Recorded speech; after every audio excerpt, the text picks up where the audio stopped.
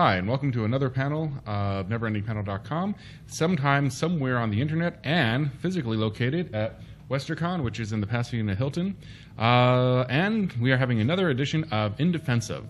The odd thing is, In Defense of was primarily designed to defend completely crappy movies that have some small redeeming factor, like, I don't know, Speed Racer, or G.I. Joe Rise of Cobra, or Land of the Lost. Some nugget of something so that you can say it's not complete crap, leave it alone.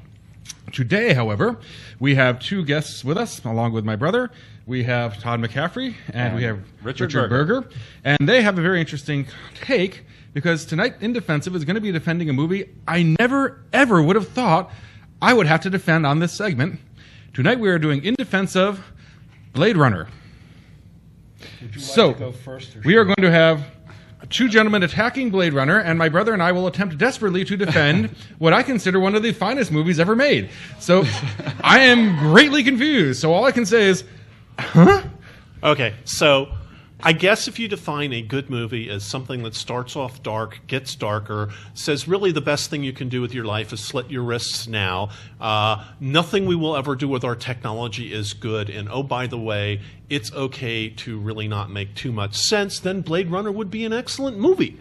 Can I go a little further? Go ahead, please. Further than that? Yes, I feel Blade Runner should have been a small, crappy movie that has no point of being defended, except for the fact that it was made by a director who got a lot of studio publicity behind him, and the movie started making money before people realized how bad a movie it was.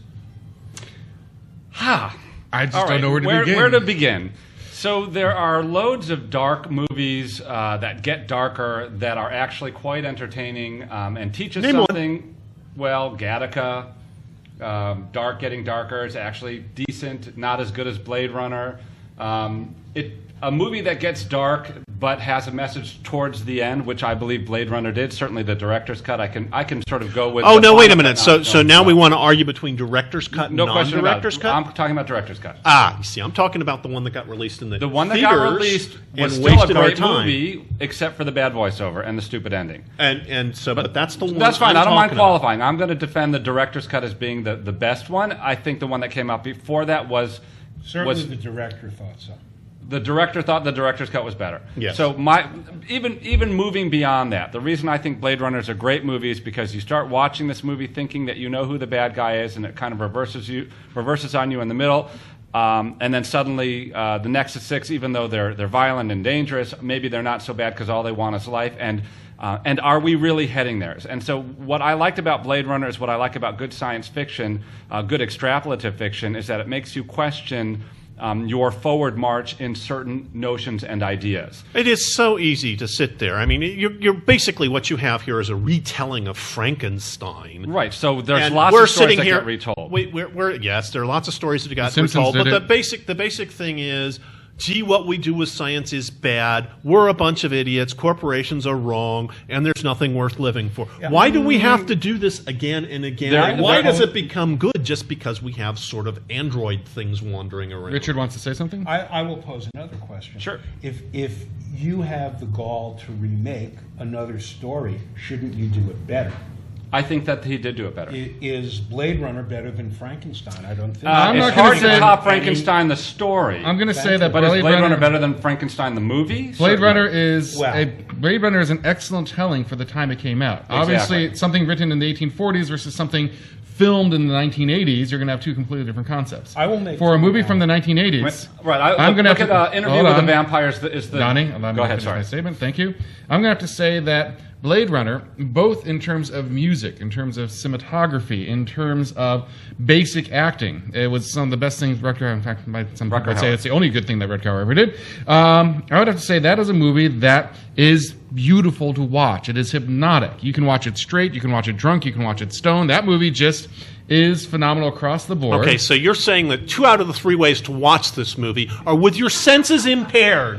I think this explains a lot about what you like in this movie. I think 2 out of... It's so dark, all you could turn off the damn TV But I think 2 out of 3 ways to go through life is with senses impaired. Have you looked out there? And that's another thing about Blade Runner. I mean, how can we make the world better if we're convinced that the best way to see it is impaired? Well, because it's not about making the world better. That movie is really a warning to the world that if this is what you think, in other words, if science is going here and you think that cloning is okay and you think that just marching forward with this technology You can just make is slaves.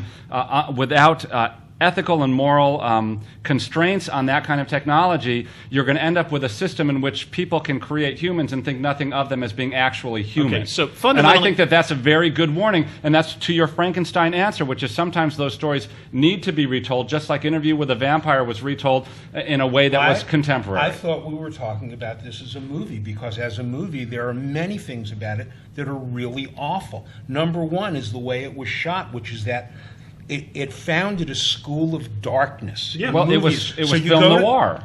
It To did them, found it a was school of science darkness. fiction noir. They It was didn't- that science wasn't fiction real No, noir. noir. yeah, They build didn't do cheap that sets first. by throwing But black he paint said, all over he the said it was place. going to be a noir film. It was Ridley Scott. dark, it was rainy, it was foggy, it was miserable. It was film noir.